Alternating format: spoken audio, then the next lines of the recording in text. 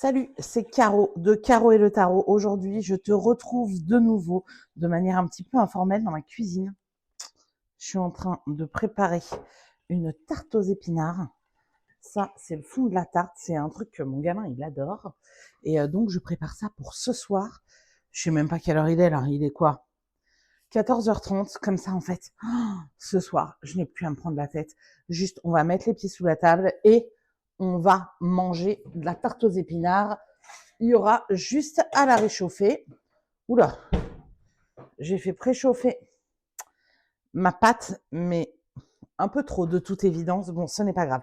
C'est pas du tout pour ça, en fait, que je voulais venir aujourd'hui te parler. C'était pas du tout pour te parler de mon histoire de tarte aux épinards. En fait, je suis dans ma cuisine et puis j'étais en train de me dire un truc et je me suis dit que ce serait intéressant de te le partager.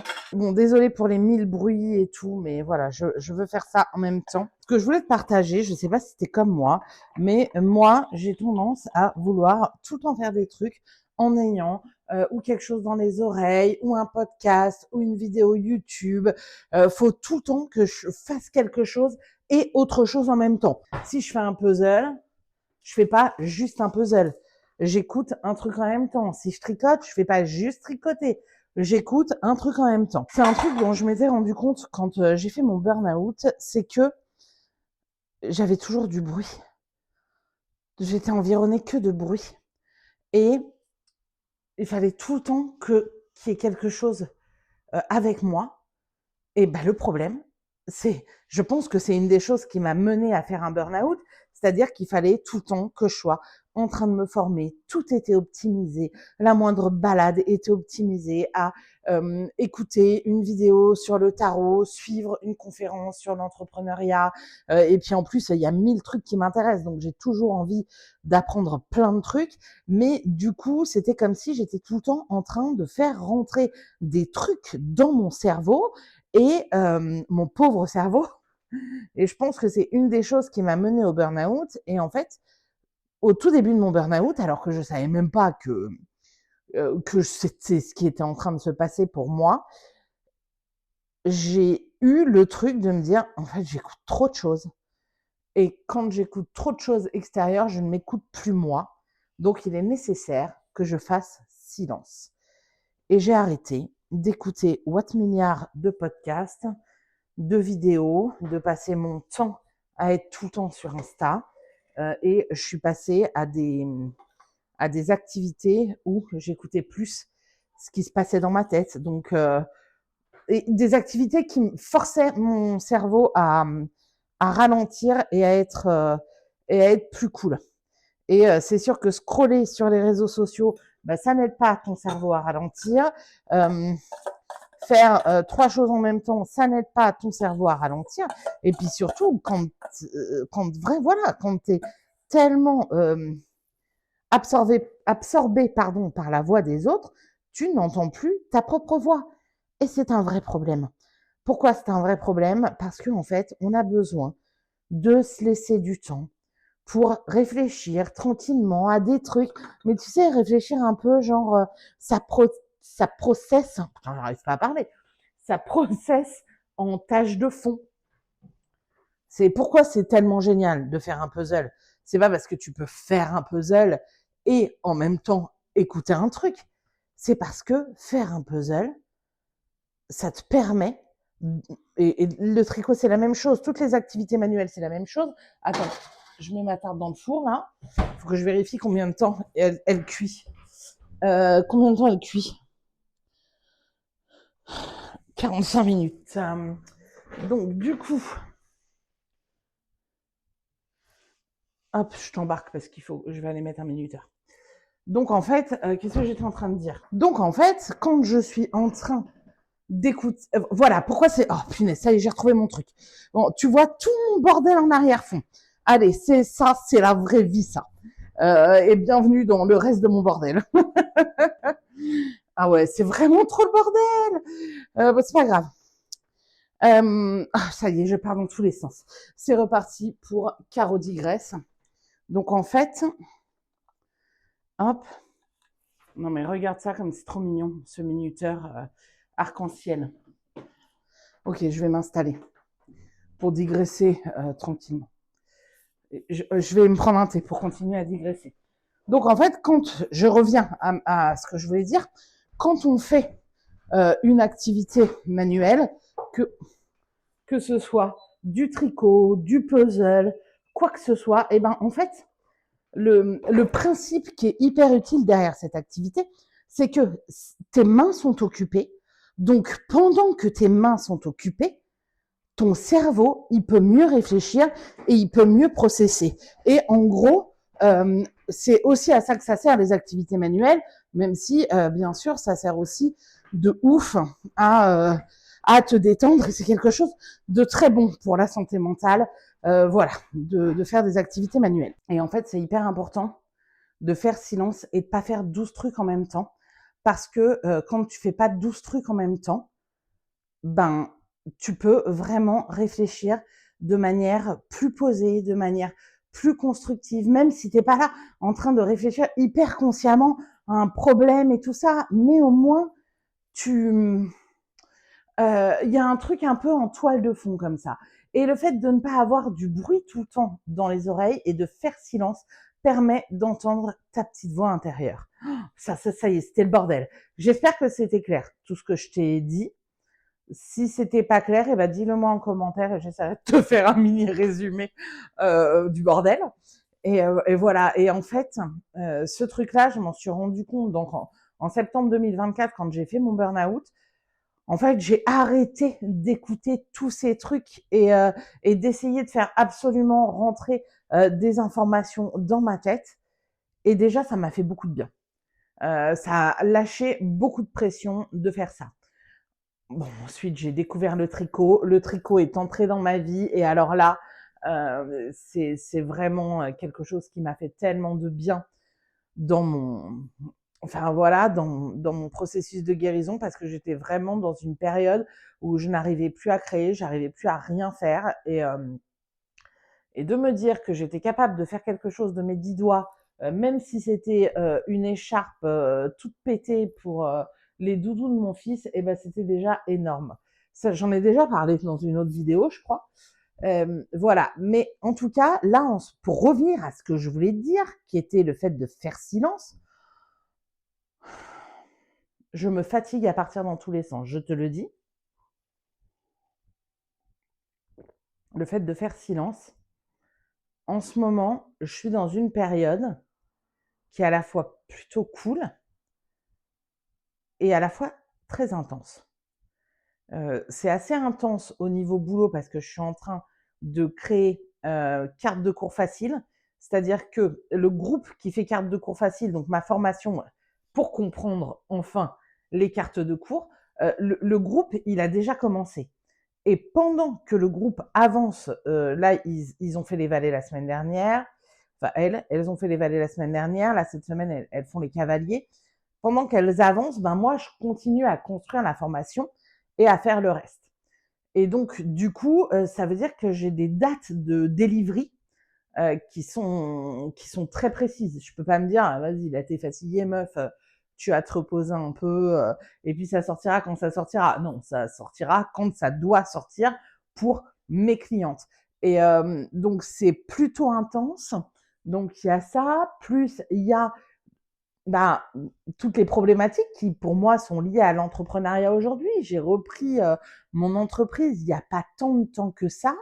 Euh, Après mon burn-out, puis j'ai vraiment recommencé à bien, bien bosser, enfin, à me remettre vraiment à bosser et avec une énergie retrouvée, une envie retrouvée en janvier, là, de cette année. Donc, burn-out 1 an et demi, super. Bref, voilà. Mais je sais que je dois être vigilante parce que il va y avoir des moments dans ma vie qui vont euh, me. Je sais que j'ai digressé, mais je me rappelle à peu près où j'en étais, donc je pense que je devrais pouvoir revenir là où j'étais. Et donc, il y a des, des moments de vie qui sont plus compliqués, en tout cas pour moi en tant qu'entrepreneuse et en tant que maman solo. Par exemple, là, et des choses qui pourraient en fait me remettre dans le mur. Si je ne me surveille pas, je sais que je vais avoir tendance à vouloir de nouveau bosser tout le temps, tout le temps, tout le temps. Et quand je dis bosser tout le temps, ça veut dire bosser quand j'ai mon môme, bosser le soir quand il dort. Voilà, et ça, c'est quelque chose que je ne veux plus faire et ne pas avoir de jours off et tout ça. Mais ça, le fait que je veuille plus le faire, c'est le plan. Et en même temps, il y a la réalité et il y a la réalité du fait que je suis mère solo et que je suis seule à faire rentrer de l'argent dans mon entreprise, donc et donc dans ma maison. Donc il faut bien qu'il y ait de l'argent qui rentre. Et pour qu'il y ait de l'argent qui rentre, il faut que je mette des choses en place pour qu'il y ait de l'argent qui rentre. Voilà. Et du coup, attends, ça y est. Non, non, je ne me suis pas perdue. Du coup, en fait, il y a toute cette pression-là. Là, on est début mai. Au mois d'avril, il y a eu les vacances d'avril où en fait, mais ça a été tout un bordel parce que j'avais mon môme pendant une semaine et en fait, j'avais envie de profiter avec lui, envie de passer du temps avec lui. Et en même temps, bah, j'avais quand même pas mal de taf à faire. Donc j'avais trouvé un compromis qui était plutôt pas mal, c'est que je taffais le matin, 2-3 heures, ça va maintenant, il a 9 ans et demi, donc il peut s'autogérer pendant ce temps, et l'après-midi, on faisait des trucs cool ensemble. Le truc, c'est que ça m'a rapporté pas mal de pression, et parce que à la fois j'étais contente de passer du temps avec lui, et à la fois j'étais stressée à me dire punaise, j'ai beaucoup de taf, comment je vais faire? Et une fois qu'il est parti pour aller passer la deuxième semaine de vacances chez son père, je me suis dit ok, cette semaine, le but c'est de ne pas passer toute ma semaine à taffer, taffer, taffer, comme je faisais avant, c'est aussi prendre du temps pour moi. Qu'est-ce que j'ai fait pendant la semaine? Est-ce que j'ai pris du temps pour moi? J'ai pris un tout petit peu de temps pour moi. Surtout, j'ai énormément bossé parce que je voulais, en gros, rattraper un peu le retard que j'avais pris. Ce qui est con, hein, parce que le retard, c'est du retard par rapport à quoi? Par rapport à des deadlines que je m'impose à moi-même. Mais ça, c'est encore un autre sujet.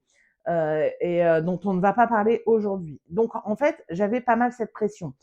Plus le mois de mai, mais franchement, pour les entrepreneurs, le mois de mai, mais quel enfer cette année. C'est quoi ce gruyère de ponts et de jours fériés?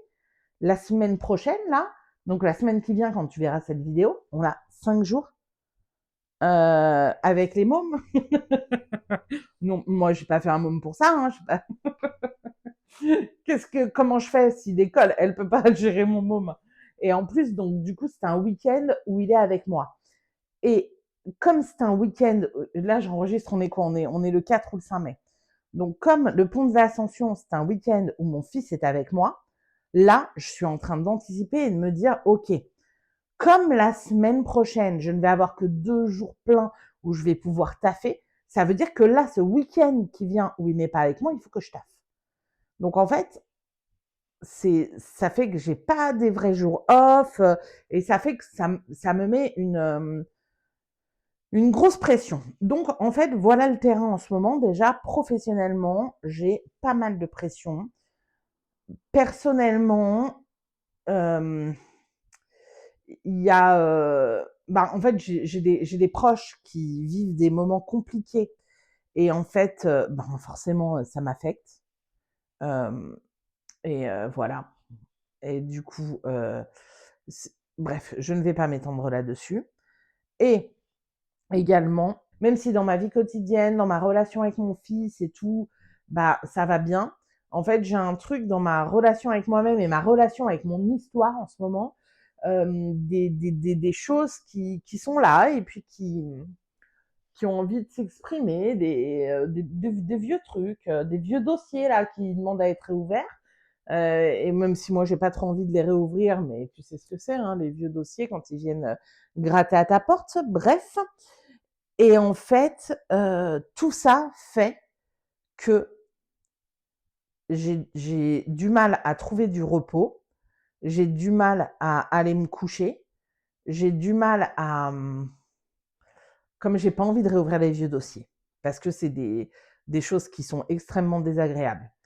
Comme j'ai pas envie de me confronter émotionnellement aux choses que sont en train de traverser mes proches, j'essaye d'étouffer ça en scrollant, en regardant des vidéos, en écoutant des podcasts, en mettant du bruit autour de moi et du bruit dans ma tête tout le temps. Et en fait, ça mène à quoi? Ça mène à de l'épuisement psychologique et ça mène aussi à des émotions qui partent dans tous les sens. Et tout ça pour te dire quoi? Attention, j'arrive, voilà. C'est que tout à l'heure, en fait, quand j'étais en train de préparer ma tarte aux épinards, j'ai pas mis de podcast, j'ai pas mis de vidéo YouTube, je l'ai même pas fait vraiment consciemment, juste j'avais besoin d'un peu de tranquillité et puis ben qu'est-ce qui se passe dans ces cas-là? Quand tu es pas en train de faire du bruit dans ta tête, bah, tu entends ta voix intérieure et puis, bah, il y a les choses qui doivent être là et qui doivent processer, bah, elles ont de la place pour processer. Donc, c'est pas forcément désagréable, tout le temps. Il y a des moments où juste c'est là et puis ça fait son chemin. Et en fait, ton cerveau, il a besoin de ces espaces de silence et de calme pour pouvoir faire son chemin, pour pouvoir avancer, pour pouvoir processer les choses. Et c'est un vrai pilier de bien-être de pouvoir faire silence. Tout ça, c'était juste pour dire ça. Est-ce que ça méritait une vidéo autant de minutes pour ça? C'est-à-dire, en fait, j'ai rempli beaucoup de minutes de bruit pour te dire, fais silence. Donc, en fait, voilà. Moi, j'ai fait du bruit dans ta tête, mais j'espère que le bruit que j'ai fait dans ta tête t'aidera. Donc, écoute, ce que je te propose là, pour mettre ça en application, c'est avant toute chose de t'abonner si tu n'es pas abonné, de liker cette vidéo, de me laisser un commentaire, et éventuellement, si tu es sur ton téléphone, de laisser un boost, de mettre un boost pardon à cette vidéo parce que ça permet en fait que ma vidéo soit montrée à plus de monde. Pareil, quand tu mets un like, un commentaire, quand tu t'abonnes, quand tu partages, en fait, ça permet de faire découvrir mon travail et à plus de personnes. Et si tu es de la team silencieuse, tu peux me mettre un petit smiley en commentaire. Voilà, et comme ça, je saurais que tu es arrivé jusque-là. Et ensuite, je te propose deux choses. Déjà, c'est de me dire en commentaire, toi, c'est quoi le pilier de ton bien-être? L'indispensable pour que tu ailles bien. Que ce soit que tu ailles bien dans ta tête, que tu ailles bien dans tes émotions, que tu ailles bien dans ton corps. C'est quoi le truc indispensable et vraiment important? Tu peux en mettre plusieurs si tu as envie. Et aussi, je veux te proposer de trouver un moment pour faire silence. Pour pas être en train d'écouter des trucs. Peut-être en allant me balader tout à l'heure. Ou en faisant ta vaisselle. Ou en... Voilà, je sais pas. À n'importe quel moment. Et là, du coup, ah, écoute, d'habitude, je propose une autre vidéo. Est-ce que je te propose une autre vidéo? Non. Cette fois-ci, je ne vais pas te proposer une autre vidéo pour enchaîner. Je vais te proposer de couper, de poser ton portable ou de fermer ton ordi et juste de faire un truc sans rien dans les oreilles. Et tu reviendras me dire ce que ça a donné pour toi. J'espère que cette vidéo était intéressante. J'ai souvent un doute à me dire, est-ce que c'est vraiment intéressant ce que je raconte? Bref, c'était de nouveau Caro Digresse. Je te dis à très bientôt. Salut!